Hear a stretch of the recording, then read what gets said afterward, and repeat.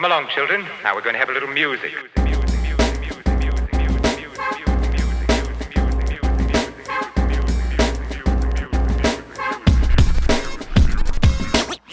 Yo, what's good, guys? Welcome back to First Cut. This is our spoiler review of Wakanda Forever. We got a chance to check out this film. We're so excited to talk about it with you guys. I am here with RB3 in the house, here to break down the film. Obviously, we won't get into spoilers right away because we want to talk about the movie as a whole, but we will get into spoilers eventually.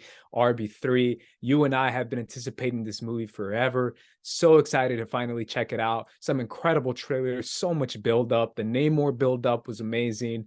Finally, we got a chance to check out this film. 2 hours and 45 minutes is what I think it was. A lot of movie in there, but I want to get your overall thoughts on Wakanda Forever, man. Do you feel like it lived up to your expectations? Yeah, I mean, it's interesting. I don't know if I had expectations going in. I think everybody going into this movie knew the circumstances of the passing of our main star Chadwick Boseman as playing T'Challa. Everybody knows the context of all the production problems they might have had, filming during the peak COVID and things of that nature. So it's just like I really didn't know what to think of this movie. I really didn't know what direction they're going with. And given the circumstances, I think they delivered the best possible story that they could have delivered. And I think it is an emotional journey. I think it's a intense journey. I think it definitely has a lot going for it. So I enjoyed it a lot. I enjoyed it a lot.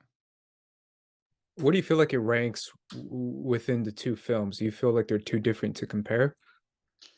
Yeah, I mean, they're way too different to compare for me. And I Okay. don't even, I really can't compare them right now because I think they're just universally different. And I also just think, I don't know. I mean, I only saw this movie once and I saw the first Black Panther like 20 times, like 20 sometimes, like without exaggeration. Like, so I don't know like exactly where I land on that, but I do know that this movie was a lot more emotional. I think this movie was very well acted. I think it was better acted than the first one. I think a lot of people had criticisms of the CGI in the third act of the first movie. I think that criticism is not really as, not really there here as much. I think there is a lot of CGI that isn't the best, but I think overall like the CGI is a much better improvement in this movie. Yeah, it's very different though. Like I feel like the first Black Panther, I left optimistic, hopeful, feeling inspired, feeling great about being Black and feeling great about being in Wakanda. This one, it felt like a real like slugfest. Like, oh, I gotta like really like, get through this. Like not get through it in like a negative way, but like really put my heart into the story that Shuri's going through. Because Shuri goes through the ringer in this movie. Yeah, I mean, this movie is all about Shuri. Obviously, we're going to get to her for sure. I want to start, though, where the movie starts, which is the passing of Chadwick Boseman. And in this movie, it's obviously the passing of T'Challa. Obviously, it's such a crazy endeavor to deal with this situation that Ryan Coogler and company were dealing with. But how do you feel like they did as far as handling Chadwick's passing and making T'Challa's passing in the movie? I thought they were very respectful. I thought it was tasteful, the way they handled Chadwick's passing. I honestly thought there was a cynical part of me that wondered if they were going to use that element to play into some narrative kind of plot element for the actual film. Like his death was going to be sort of like the plot or the through line was carrying the story. And thankfully that wasn't the case. And of course, his death played a major part and impact on the characters, but it didn't really have that much of a significant impact into the plot per se. So I enjoyed that it was handled subtly, handled tastefully, but not handled like, for the sake of like narrative purposes. Yeah, I feel like they did a good job as well. Obviously, the first line in the film is Shuri praying to Bast, asking her for help to help her save her brother, and being the most intelligent scientist in the planet and still not being able to save her brother, which is something that's a very traditional comic book kind of journey when it comes to dealing with people who are dying or people who have powers and yet are unable to save their loved ones from death. I felt like that was really well done, and obviously the whole journey. that Shuri goes on is incredible. Let's actually get into that right away. Let's talk about Shuri as the protagonist in the film, because I literally wrote in my notes, she is the protagonist. How did you feel like Letitia Wright carried the emotional weight of this film, and how did you feel like her character went along this journey that she did in Wakanda Forever, and how did she do in this role? Well, Letitia Wright is definitely like an A-list actress star for sure, for sure. And we talked about it multiple times on this channel with the Small Act series that happened on Amazon Prime last year.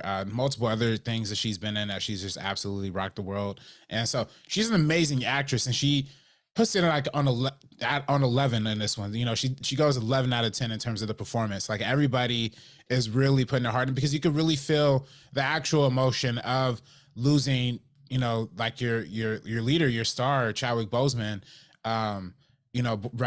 relatively before production started. I know like it was, a few months or something of nature before that kind of passed, but you could tell like that feeling was like looming over the entire project almost, per se, especially because, like you said, the first scene started with it. It's kind of like the running theme throughout is like grief, loss, all that kind of stuff. So it's like she plays into that, because I think it comes from a very real place from in her heart and in the hearts of like the filmmakers and everything. So I thought she did a really good job showing us that in subtle ways. It didn't need to be some sort of like showy performance. There wasn't a lot of big crying scenes, but it happened. It was really good. I'm in the same boat as you, man. I felt like she killed it. I think the emotional weight of it was incredible. The way she was able to literally lift that up on her shoulders, and the fact that her character was so important to the rest of the story. Obviously, we're going to get into the rest of the story in just a little bit, but I feel like the way she was incorporated into the storyline was just so organic and so real, considering that Wakanda is, a kingdom, and that there is this kind of line of hierarchy when it comes to the not Iron Throne, when it comes to the throne of Wakanda. I'm sorry. I'm so used to Game of Thrones and House of the Dragon. But when it comes to the throne, there's a clear through line. Maybe me as a Game of Thrones fan, I'm so used to it that now seeing Shuri take on this mantle and take on this responsibility of being the princess of Wakanda and being one of the leaders of Wakanda was incredible. And I felt like she killed uh, every single part of the movie she was in. Let's get to the conflict real quick, at least at the beginning of the film, which is the United Nations. Everyone's trying to steal vibranium from Wakanda. So eventually they head underground. I saw a couple criticisms about the C storyline with I forget homie's name already, Ross, with Ross's character and with the whole America trying to steal vibranium angle being the starting point of this conflict. But how did you feel about that being the main conflict inside this story? Yeah, I mean, I think that's real. United States, imperialistic countries, they'll go in and colonize, terrorize whatever they want to, whenever they want to, and to spark off international conflicts all over the world. I mean, I don't even need to list off the multiple examples of that happening, like in the United States in general here. But I mean, we're talking about almost all of the Middle East, like Iran, Iraq, like all the eyes. That's pretty much what would be going on. So I definitely I like that they incorporated that. I will say though, the Ross storyline in this movie was not good. Like, that was the one significant part of the movie that I felt like was not a good part of the film, and just felt like whenever they cut to that, and obviously they bring in Julia Louis-Dreyfus as what's her name? Ramona. Valentina. Oh, Valentina. Yeah, I don't know. But her character is nice in the other projects, and I think her having that little purple streak is actually kind of cool. But yeah, for some reason, all those scenes just felt like so disconnected, so far cut away from like the actual action in the process of what's going on. It didn't really work for me much. I feel like that's the biggest criticism of the film so far. It's what a lot of people have been saying about the Ross storyline, how it felt disconnected from the rest of the film. So it's interesting to hear you say that as well and agree with it. Let's get into it now, man. Let's talk about Namor, his introduction, and the introduction of Talocan and the people of Talocan. I can't lie, bro. That attack on the ship was fire, was dope. I literally felt it when it was the whole song hypnosis thing it felt like something out of a horror movie. The jellyfish Yeah. underwater eating the other guy off screen. Like everything felt like, yo, this guy is like the Submariner, bro. Like that's a scary ass name. Like it's a creepy way to introduce them. And it was so effective to introduce their power and the weight that they have. They have so much uh, strength. Like you felt every single inch that they moved. I really did feel like that's a lot of credit to Ryan Coogler directing the actors and directing those action scenes in a manner of which showed these people are built different, literally built different. How did you feel about the introduction of these Talocan people? Yeah, I thought they were really fun, man. I thought they were sick. I thought they were like super um I thought it was just weird and interesting. Like you said, the way the siren voices, it felt like very something like out of an old Greek, I was like Iliad or something like that when the Yeah, it's dudes get sirens for like, real. Yeah, yeah, that's when it's literally like, what it is. yeah, Yeah. yeah. I'm like, yo, this is like the modern, like really cool interpretation of it. And yeah, it was just dope seeing all those Americans. And I love how later they're like, oh, all these Americans like die violently because you know how the media and stuff, they be twist the Yeah. stories to make it seem like way more than it was. But in all honesty, they literally just walked right off of the ledge themselves, and that's how they wiped out the majority of them. So Yeah. yeah, I thought that part was really cool. And then seeing Homegirl try to like run to the helicopter at the very last second, like, and yeah, it was just crazy. It was a crazy scene, cool scene. It was a crazy cool scene. I can't lie. And obviously, Namor's introduction is with Ramonda. Ramonda, I feel like I'm saying her Yes. name right. And Yeah. she is mourning the loss with Shuri, the loss of T'Challa with Shuri. And we see Namor give her that ultimatum as far as finding this scientist, this American scientist who has made this vibranium finding technology. And we find out that that scientist is actually Riri Williams. Let's get into the Riri Williams Well, section. before Oh, before okay. before we get into that, I do want to say before we leave the UN scene too much, Angela Bassett's performance in that, Angela Bassett's performance all around in this I was movie gonna say is the whole A-list movie. top Yeah, tier. Golden top tier. I love in the beginning when she takes off her mask, you see that like glowing white hair, which you know yeah, we definitely see in the first movie Embrace, but seeing it like that definitely gives it a little bit extra layer of vulnerability and mm-hmm, and sensitivity to it, and kind of gives it like an old grandma-y feel to it. But mm-hmm, but when she is presenting in front of the UN and having that powerful moment, I think they showed that at D23, but I wasn't at D23 of when you mm. know she's saying like, "Yo, my son is dead. Like y'all are trying to come from my country, and I'm not gonna have it." I thought that was also a powerful moment too. I think if there's talk that this movie is gonna get her another Oscar nomination, and I think if it does, it'll be for that scene. It'll be for another scene that we're gonna talk about in a little bit too.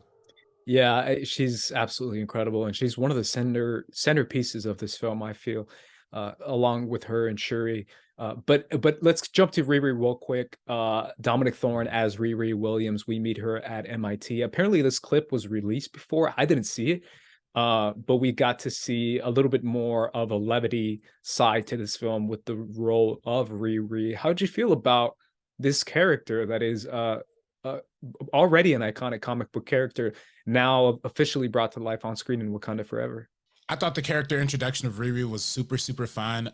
You know, for one, I think Marvel kind of has a playbook of how to introduce like fun side characters, kind of make them a little funny, a little likable, but also a little bit like nonconformist. You know, like a little bit so smart that they're like not like gonna say yes to just exactly everything. So it kind of makes them a little antagonistic. So it kind of felt like they did that a little bit with Hawkeye and that show and you know, Spider-Man. And yeah, this is definitely like another example of that. But I enjoy seeing her character. I enjoy Dominique Thorne's performance.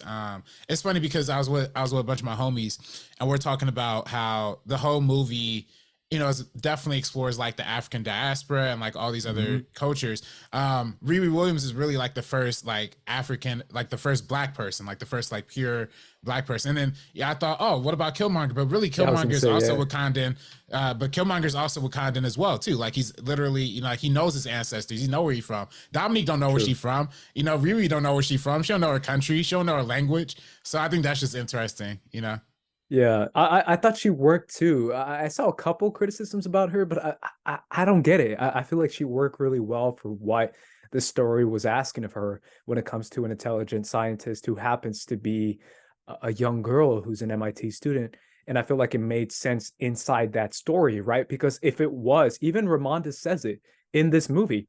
She's like, oh, please let it just be an old man professor. It's so much easier to hand like an old white dude over to Namor, who's like a 65-year-old CIA professor, scientist, like creepy scientist guy, than it is a young, up and coming scientist like Riri. So it made sense. Yeah. Whose invention she didn't even get paid for, by the way. Like they made it very clear, Yeah. like they had ripped off Didn't her even get work. involved. Yeah. Yeah. Like the CIA, she made a school project, didn't get paid for it. The And CIA then they took it, robbed and then her. they exactly and for Basically robbed resources. her. And that's really what. And it's so funny because I was just reading about like so off topic, but you know the whole there's that whole thing on Twitter about that insulin company that's like going bankrupt or whatever because of the tweet. And like insulin was literally something that was created for by the schools, by universities, and now it's like the most profited thing of all time. I think that's a really cool commentary on like how both Wakanda has a resource like Wakanda and the underwater city have a resource like vibranium that colonizers want to mine, but they don't only want to mine it, they want to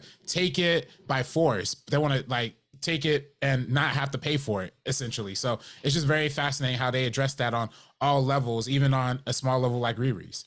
Yeah, it's literally robbery, thievery, is what they're trying to do. Let's just get right to it, man, because I feel like Shuri obviously is the main character in this movie. One of my favorite moments in the film is when she pulls out her title, when Atuma and Namora attack Okoye on the bridge, and we can obviously talk about the action stuff later. But when she pulls that title out, and when she's like, "I'm the princess of Wakanda, I'm Shuri, I demand to see a Namor, I want to go to Talocan," and she pulls that out. I love that because to me, that's her realizing now who she is now inside this moment that she's in. And that's the whole point of it, right? Where it's like now that responsibility is on your shoulders. Something your brother would do is now something you have to do. And it's try to make peace with this nation that they just discovered that has all this vibranium and power.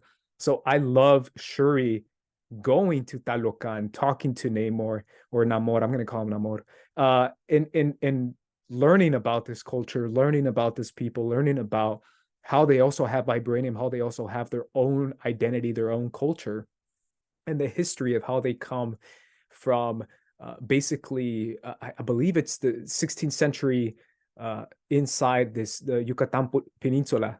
And they have colonizers who came in, the Spanish colonizers, who brought in smallpox and were dying. And they found this special herb, which is the same special herb we later learned that gives Black Panther their powers.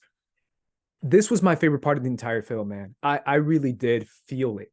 I felt it. The journey inside Talocan, when we actually go in there and the score picks up and it plays that song, Con la Brisa, and we see the people, we see these people who have maintained their culture throughout all these hundreds of years and who Namor has helped to maintain this level of peace and of secrecy.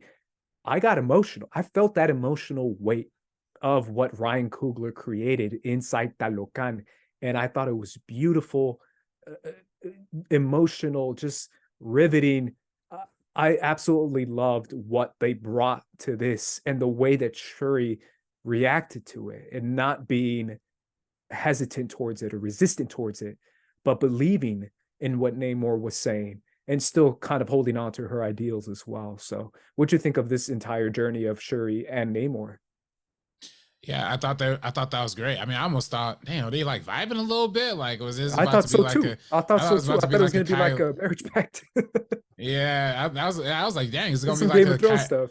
Some Kylo and Rey kind of situation. What's going on? I don't know, but it was but yeah, I thought they were vibing out. But it was a beautiful, beautiful city, beautiful atmosphere, and it's fascinating because in exploring settings in a lot of like daytime, you know, surface level locations like Wakanda and like, you know, a lot of like desert locations or a lot of city locations, you have the advantage of having like a beautiful sun like gleaming and a lot of lights and things of that nature. Well, this was different because there's not a lot of light underwater. They're in like the deepest depths of it. So it's honestly a lot of darkness, but the light is hidden like underneath. And the way that when they go and see the full shot of the city and it kind of lights up in front of them, I thought it was just a gorgeous moment. I thought the way that you know, you didn't see a lot of like the city life, not like a lot of like the little bits of like what people were doing, but you saw a little bit of like the society. I just love how they're, as Wakanda's very like technologically advanced, very like technologically up there, the society's almost like something straight out of the past, like straight out of like the 16th century, like you said. And yeah, I thought it was interesting seeing Namor's origin story and how he came back to his land, and how they came back to the surface and saw the whole place was looking trash because of the colonizers, and how he just burnt that house down was just crazy. So yeah, you could definitely see the motivation being strongly set throughout, and I dug that. I enjoyed that. Yeah, El Niño Sin Amor. I thought that was kind of funny. That's how he got his name, Namor. And even he thought it was funny. I thought it was incredible, man. I really do feel like I got to give so much credit to Ryan for this. Really, this Mesoamerican representation that we see. I don't think we've ever seen anything like this on screen ever. And that's a big statement, but I really do feel like that on this scale, on this level, on this budget, inside the MCU, which is the biggest movie franchise of all time, to bring Atlantis and make it Talocan and make it Mesoamerican and make it Mayan inspired and make it about Mexican traditional roots. It's just something so profound. He talked about in Black Panther 1 how he asked himself when making Black Panther, what does it mean to be African? And I really do feel like he brought that same question with what does it mean to be Mexican? Even though he's not a Mexican, obviously, you could feel like there's these questions inside of your head as far as when you are Latino, when you are Mexican, you know your history and you know you have these native roots, but you also have the Spanish colonizer roots, and there's weird blend and question marks that kind of come in your head as far as what it is that you're actually representing inside your own Mexican culture. And the way that Ryan was able to bring that out with the people of Talocan and make them extremely powerful, extremely admirable, extremely calm, with this presence of pride and power and magnitude that they brought to every scene that they were in. I thought it was beautiful. And I really do feel like it means a lot. It meant a lot to see Namora, to see Atuma underwater, and to see them beautiful, lighting up with that little sun that Namor created. And then to see them above the surface, very intimidating with their mask and their skin, their blue skin, and their headdress. I really did feel like this was probably the most impactful stuff in the film for me personally, because I did feel like it communicated so much as far as Latino identity, as far as your culture, your roots, as far as pride in what you were and what you became, as far as what your family is. And there's so much communicated inside of that with just the scene of them going to Talocan, but obviously later on when we see Namor and his people rise to the surface as well. I just feel like this is the most, it's so Latino that it's almost not Latino. Like it's just because it's native and it's much more indigenous and has that culture inside of it. So I got to give a lot of credit to Ryan for that. It was definitely beautiful to see it throughout the film, that it almost made the third act hurt a little too much for me. If I'm being real, obviously it was hurting for you. There. I was gonna yeah, say like it was hurting for me, bro. Well, nah, hold up. We have to talk. We're gonna have to talk about that. The third act. I'm not talking about the second act with the attack on Wakanda. I'm talking about the ending. With them all of literally all the Wakandans got wiped out. What you mean? Like that a whole boat of Wakandans, and then there was literally 10 of them left, like circled up, and then it was like fam, there was nothing left of Wakanda. I feel like every time they go to war, I'm talking about the fight between Shuri and Namor. Yeah. I thought that was heartbreaking because you just said 5 seconds ago that you felt like there could have been something there. Oh, and that was gone in an instant, and obviously it was gone because of that attack on Wakanda. But you felt it. You felt kind of like a heartbreak. I don't know. I felt it. I was like, damn, you could have had something here between Shuri and Namor, and now you guys are about to kill each other, if not trying to kill each other, like literally to the death, battle to the death. Like this, I love this last fight because it felt fatal. It felt like it was like, to the death, bro. I'm going down swinging. Yeah, I thought they were both to death, and I thought it's fascinating because the way that Namor's inciting incident and like conflict was, Shuri getting rescued by, And killing that one girl. yeah, the other girl getting killed, and Shuri was insisting, like, in the moment, give me a beat, like, I need to save her right Yeah. now. I do not want If you this to don't spark save her, it's gonna be anything. war. She even said. Yeah. So it's just fascinating. Like, Shuri knew what the stakes were, and everybody knew what the stakes were, but it was just bad timing. Especially, it was a bad look, especially since the Queen, since Queen Angela was out there talking to Namor while that sneak attack was happening. It was just crazy stuff. So It's tough. It was so tough, man. Almost too tough for me, obviously, because that attack on Wakanda hurt a lot because it was an attack on their people, and Namor was going ham, and so was the people of Talocan. And when he yeah, comes up to the tower and he brings those water bombs, which I thought were the coolest part. yeah, that's Of crazy. those Yeah, water that's bombs were dope. sick, bro. Yeah. And that they could actually flood. They had like tons and tons of water in it to the point that I could actually flood Mm. buildings and flood areas so much. But when he did that, and obviously Ramonda's death, am I saying that right? Ramonda's death I think uh, so. was so impactful because uh, it was just so emotionally powerful. And the way Namor was screaming at Shuri was hardcore, bro. It was hardcore. And when he was like, bury your dead, you're the queen now. And he You're like the captain runs now. away. Yeah, he literally said that. I was like, yo, you're the queen now. That's a bar. That's a crazy bar, but that's a bar. Look It at was me. crazy. Look at me. I'm the captain now. It almost felt like I literally said, I whispered to myself in the theater. I was like, damn, I don't know if Namor is coming back from this, bro. Like, I don't know if you can come back from that. Well, yeah, I mean, it's the same thing that I thought the same thing about Green Goblin and Aunt May and the Spider-Man No Way Home. Like, I thought when that happened, I'm like, yo, like, Spider-Man gotta go ham, which is Yeah, I was gonna interesting. say you can't let that slide. Which is very interesting, because I do feel like that similarity is a little is a strong parallel. You know what I mean? Strong parallel for two movies that, like, I think No Way Home was like the start of Phase 4, and then Mm-hmm. this was the end of Phase 4.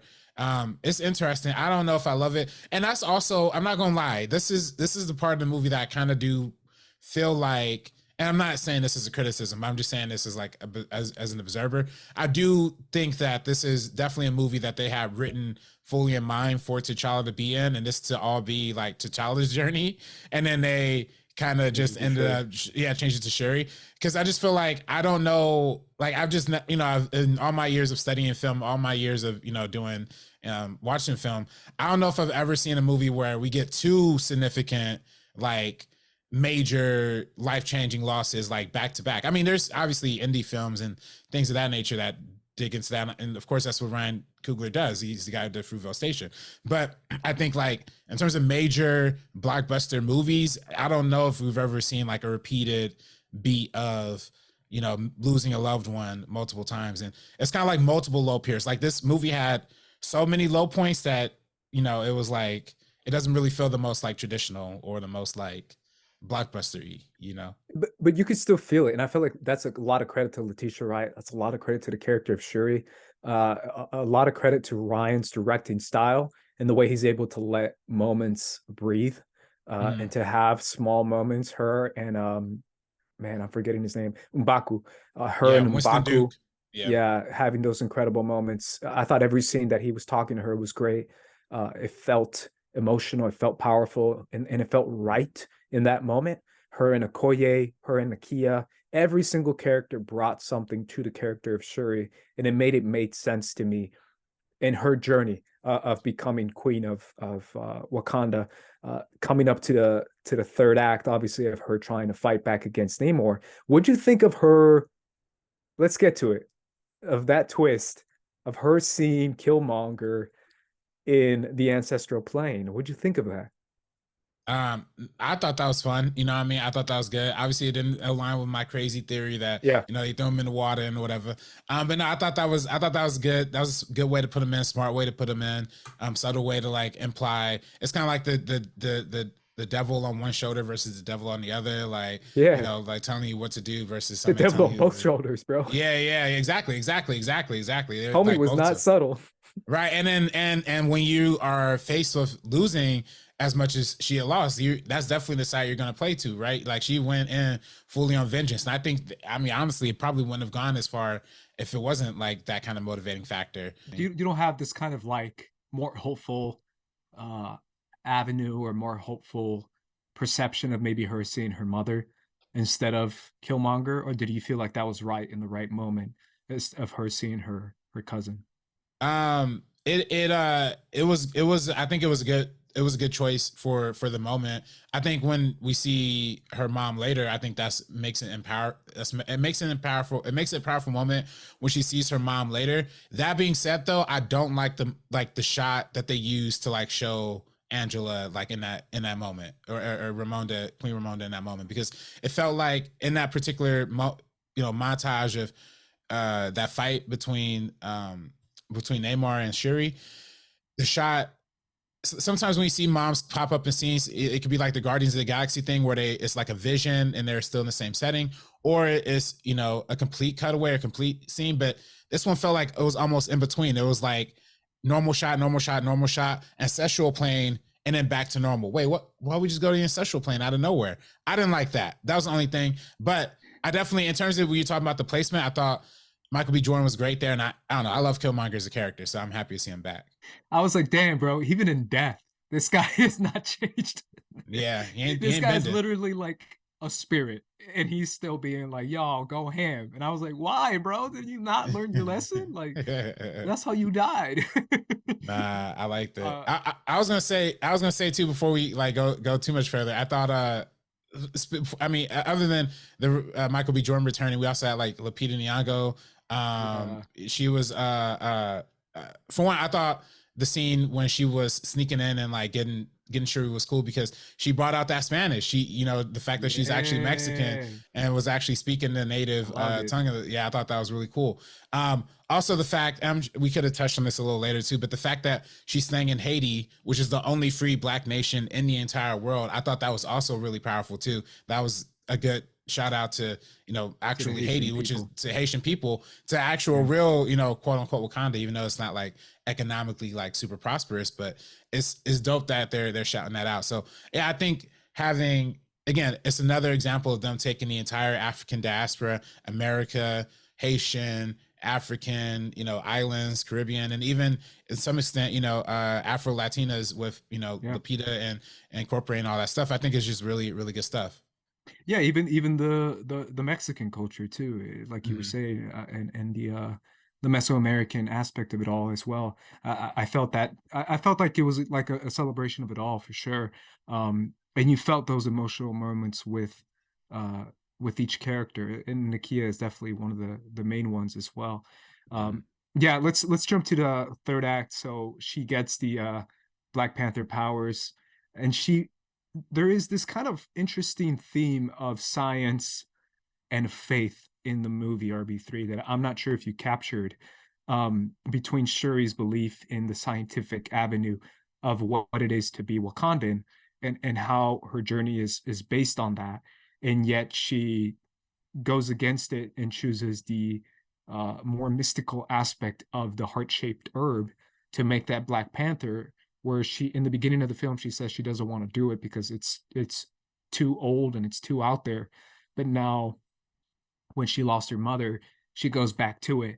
How did you feel about this kind of, culture, identity, faith, science, technology, all kind of mixing into what it is to be Wakandan and what it is to be even Talocan? So Well, it's interesting because I think that was the theme in the first movie. I think that was the theme that they played in heavy with the first movie, and that was very subtle. But the whole idea of like tradition versus new age, Shuri was purely on the new age side whenever they had those discussions, and then it was like Ramonda, and it was like the rest of society, even Dan Kaluuya's character, who we didn't see back in this one, who all represented like the side of tradition. It was literally only Shuri who was like the super progressive one, who was like towards the future, and a couple other characters too.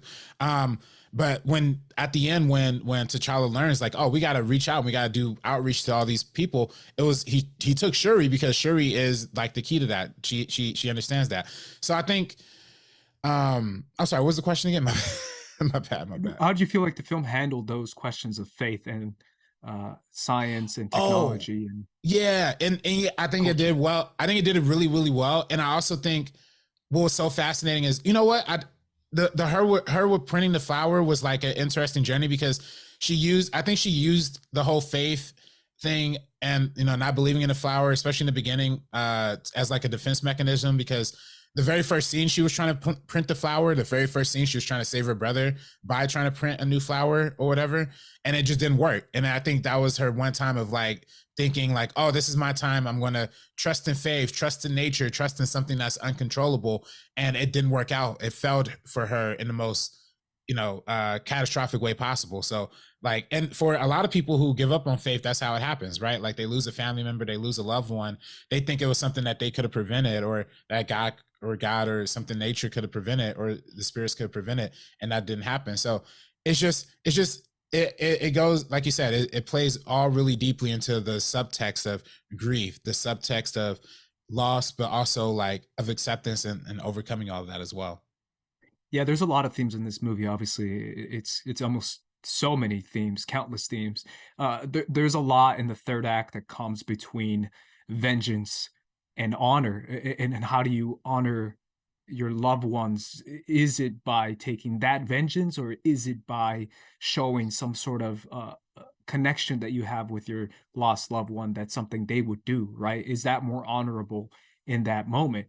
To take that life that took your loved one's life, or is it to honor your loved one by not taking that life?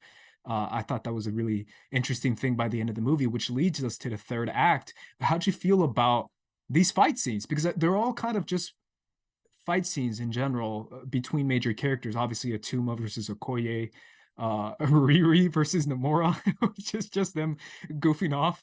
Although shout out Namora because I feel like she's the most gangster one in the whole She's holding it movie. down. Yeah. She was gangster, like she was savage as hell. I was like, yo, this she's gonna go down swinging.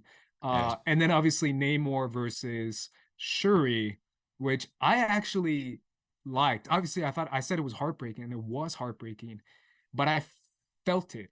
You know what I'm saying? Like you actually kind of felt it a lot more than obviously I'm throwing shade at it, which I shouldn't, but a lot more than the first film where you kind of didn't feel it. You kind of just felt like it was just Legos.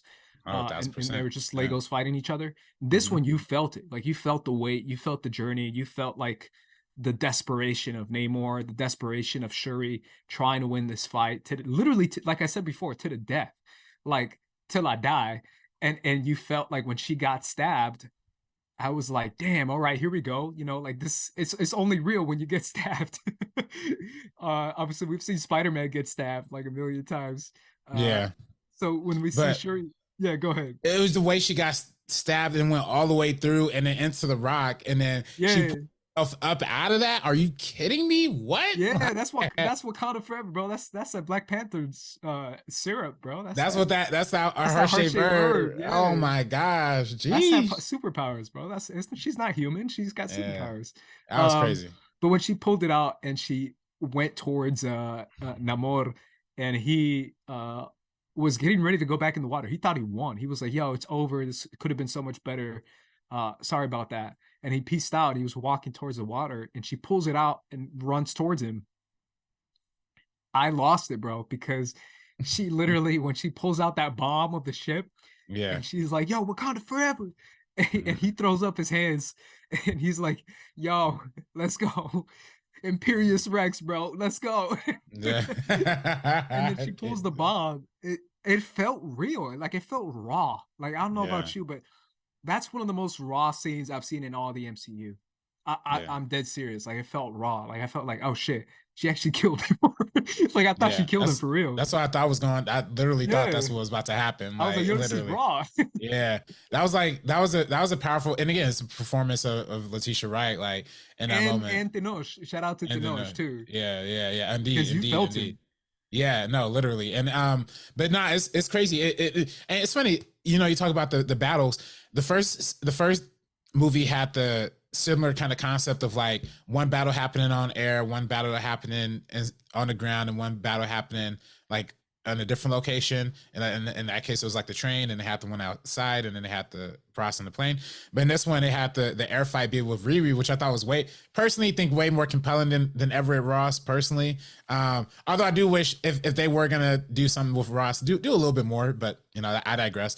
I like the fight with Riri. I loved her moments, and I loved her little one-liners, and I loved her bringing back that for the very first Iron Man trope of like getting all the way up to the top and then freezing out and then falling back down to the bottom. I love that they brought that back way this deep into the MCU as a reoccurring thing. Even with like an AI voice too. Yeah, exactly. I forgot the name of the AI voice. Is it? I forgot his name, but it still felt like it felt like an old school throwback to Iron Man 1 and Jarvis. Yeah, no, definitely. So I really enjoy seeing that. I enjoyed also I enjoyed the fight. I enjoyed all the square ups between Okoye and oh boy, the Warriors. Atuma, yeah. That was just like dope. And by the way, we didn't mention this before. Michaela Cole as the other, I forget the other Midnight. Yeah. But I did think her part was going to be a little bit more. I did think it was going to be a little bit bigger than it was. With that being said, just the part that she was in was super, super fire. I thought at any moment she was going to get ready to swing on Okoye or swing on Shuri, just like forget all y'all, forget all this establishment stuff. She ends up going on to being her own thing or whatever. But yeah, it's cool. It's cool.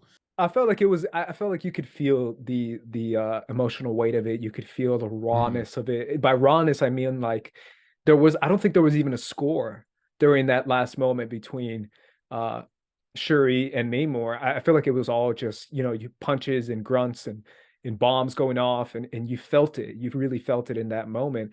And I can't lie, when Namor, like I already said it, but when he put up his hands ready to box and he was like, yo, Imperious Rex, I was like, I have no idea what that means. But it sounds raw as hell, bro. It sounds like it was being like, yo, like till I die, bro, like till I die, like on my grave. Like that's what I felt like he was saying.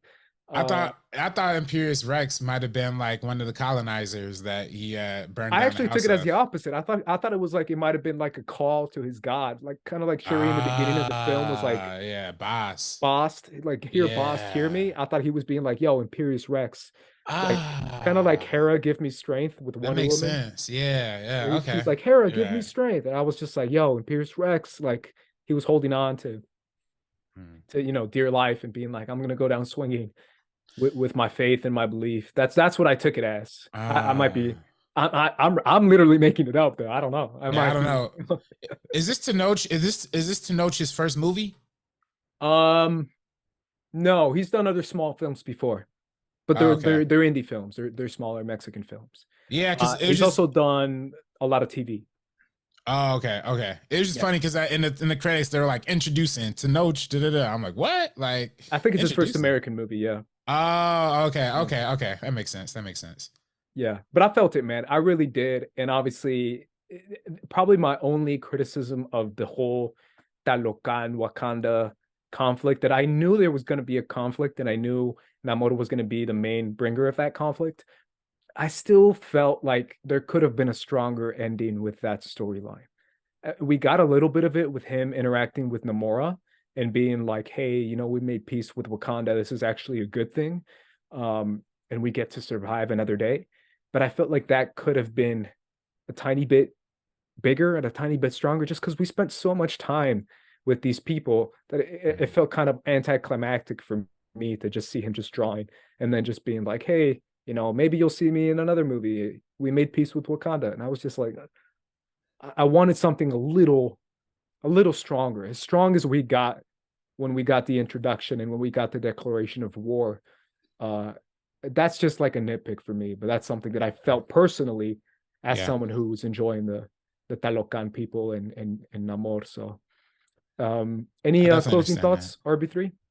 No, I mean, I definitely understand that. I definitely feel like when the close of the movie had the actual action and the conflict and the resolution felt good to me. I definitely, and the movie was already long. It was already 2 hours and 45 minutes. But some part of me definitely does feel like, man, I still could have been here for another 5 or 10 just to wrap even more.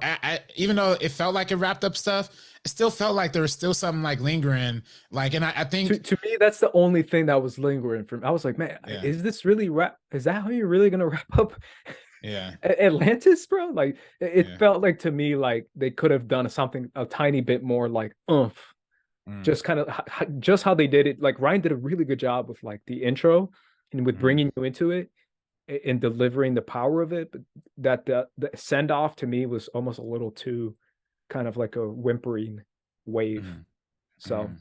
that's just I me. think, it's, I think I definitely feel you on that. I definitely feel you on that. I think for me, the missing part, and they definitely played towards a little bit of like hope and optimism towards the end of this one too. But I think the first one just has such a positive, like uplifting feeling. Like, and it's, to be fair, it's Disney, it's Marvel, and it's, as a black person, I should feel like totally against it because I really don't like the way like they like make it seem like, oh, we got to compromise with like white people, we got to like build schools for them. Like, what?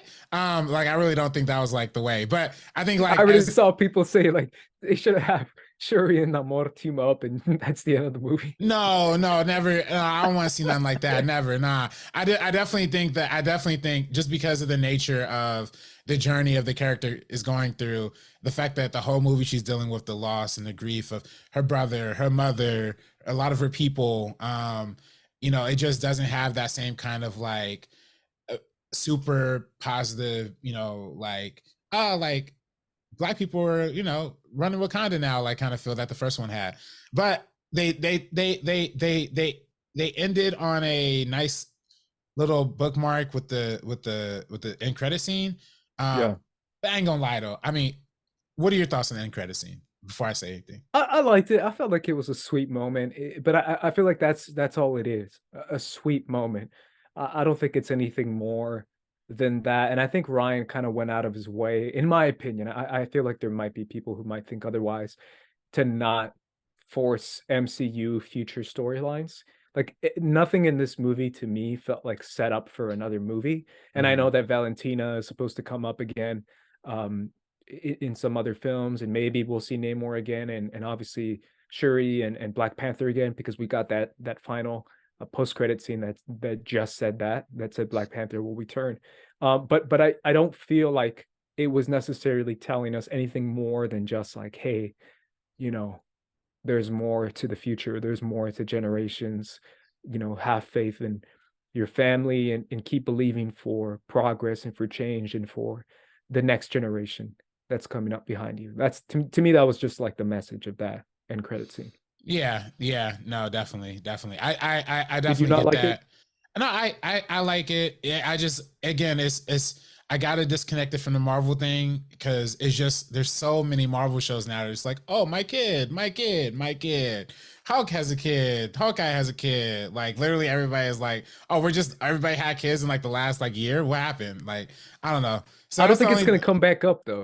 No, I don't it's think not. so. I don't think so either. And I think it is a sweet in a way because it does kind of parallel, Chadwick Boseman's real life wife, who is like pregnant with a child right now, currently. So I think it is like sweet in that sense of like giving more of a hopeful sense. And it's funny too because when I saw it, man, I ain't gonna lie. When the first credits started rolling, it was the Wakanda song. That was the first Marvel movie I've ever seen where there was like no clapping. You know what I mean? Like, oh, maybe Yeah. Infinity War had like that silence, but at least it wasn't a clap with Infinity War. It was like an audible, like, like kind of gasp. But Yeah.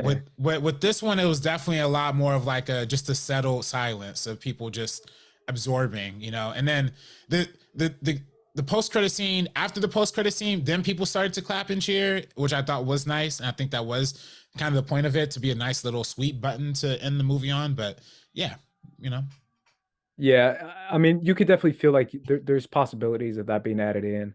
Um, I feel like that scene, if I'm being super, meticulous, that scene where she says that she's been away for 6 years was so clearly dubbed. I don't know if you noticed that, but Oh I yeah, could yeah, tell, like I was like, did they dub that? That was a hard dub, yeah, because you could hear the difference in the microphone.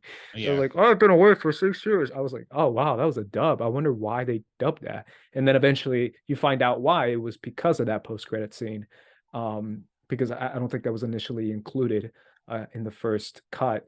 But I feel like it worked, and I feel like this whole journey was about Shuri, and it was about her belief, Yeah. her grief, her loss, everything she's been going through. And I felt like maybe T'Challa's son is just another light added to her tunnel, and it's Mhm. just something else she can look forward to, is having um, a little one to look after. So I feel like that was mainly the point. But Yeah, real quick before you get out of here, Namor is a mutant. How do you feel yes, about that? I love it.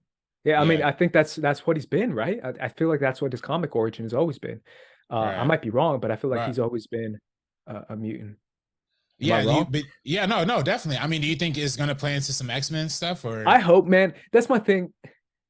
I think that's my thing, man. It's like my thing with Talocan and Namor and Namora and Atuma, because they didn't die. Like Atuma and Namora, I was like, oh, for sure they're gonna die. They didn't die. I was like, man, if you have these characters and if they're this badass, you have to bring them back. You have to. I feel like it's just too much wasted potential to not bring them back. And we've seen other films introduce characters and then bring them back in other ways. And I feel like it would just be a wasted opportunity to not have these actors return. Mabel Cadena, and obviously Tenoch Huerta as Namor return in these roles. So I hope so, man. I hope we get to see Namor return in action and do some cool shit in some other movies, fly around and just swing his spear and I don't know, take out Right, fighter jets and crap. I love it. with I'm them a wing feet. wing feet. I'm all for it. The only thing I wish we saw was him riding a whale, because I saw this Ah, Funko Pop of him riding a whale, and I was like, is he gonna ride a whale in this movie? That'd be amazing. oh, man, other people were riding wells. Like, there's mad Yeah, other people. yeah, but it was like a couple hundred people and stuff. I want to see just him on a whale, like he was like on a dragon or something. I would be like, yo, that's gangster. That'd be the most gangster thing ever, bro. Oh man. But yeah, overall, man, I really enjoyed the film. It was definitely a lot of film. It was definitely a lot more complex than other Marvel movies, but I think that's why I think I appreciated it more, if you know what I mean. Instead of like, I'm not coming out of the theaters, swinging my arms and kicking my feet and being like, that was awesome. But at the same time, I'm much more contemplative. It's a much more contemplative film. And it's so separated from the rest of the MCU stuff. To me personally, especially coming after Multiverse of Madness and Love and Thunder. You know what I'm saying? Like Hmm. Multiverse of Madness, Love and Thunder, and then this, like it feels like this is so different.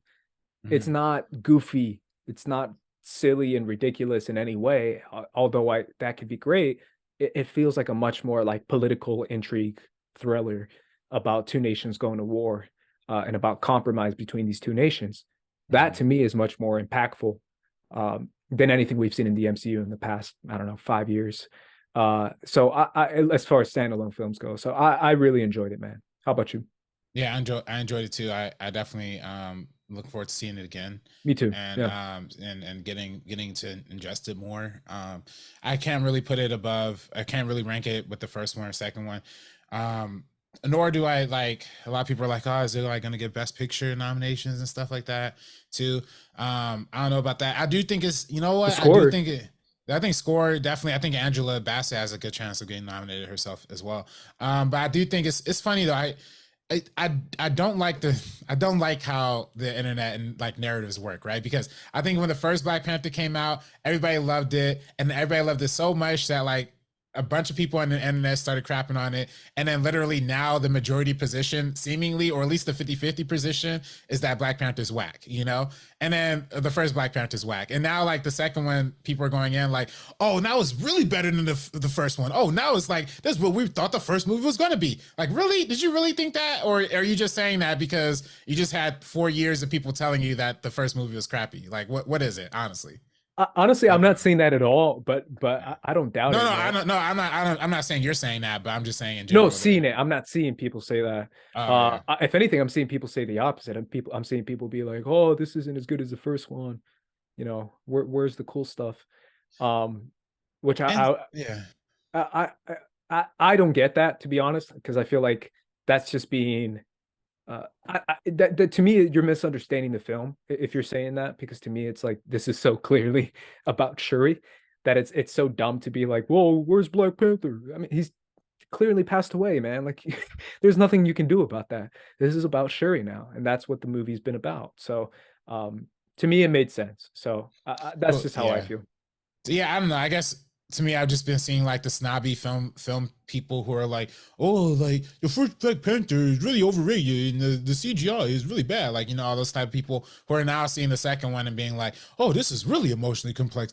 Like, you know what I mean? Like, it's just, Yeah. so I don't know. I'm just like, you know, you see haters on both sides. So whatever. See haters, man. Yeah. Either way, guys, those were our thoughts on Wakanda Forever. Let us know in the comments down below what you thought of the movie. You can follow me at Squad Leader Ace, RB3.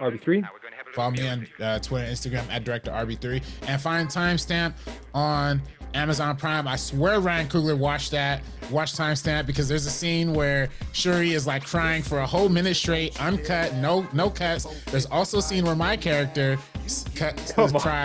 cries, and my black female character is crying alone in some woods and for a minute uncut. So maybe Coogler saw my movie. I'm just saying, I gotta check it out. Either way, guys, for the first cut crew, we're gonna be fixing out. Peace. Remain, it's either me or you.